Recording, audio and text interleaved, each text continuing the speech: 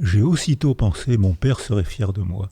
Par exemple, j'ai remis il n'y a pas longtemps une Légion d'honneur à un homme à Marseille. Il ne l'a pas demandé et il a été surpris de le voir un jour dans le journal qu'on lui avait attribué la Légion d'honneur. Et cet homme de 60 ans, qui est une figure, un journaliste, un bon représentant, et il me dit, j'ai été étonné, j'ai aussitôt pensé, mon père serait fier de moi.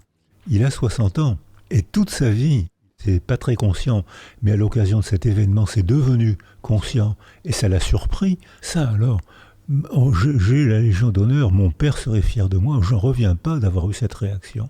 Et je crois que ça reste au fond de nous toute notre vie. Je veux prouver à mon père, même s'il est mort, je veux lui prouver. Le père de ce journaliste était mort. Et il voulait, Dans son imaginaire. Voilà, il voulait quand même continuer, c'était inscrit dans sa mémoire, hein, je veux lui prouver que, tu te rends compte, j'ai la Légion d'honneur. C'est-à-dire que c'était une trace qui était restée dans sa mémoire. Et ça veut dire que face aux inévitables épreuves de la vie, il y a des gens qui réagissent en affrontant. Et ça, c'est un facteur précieux de résilience.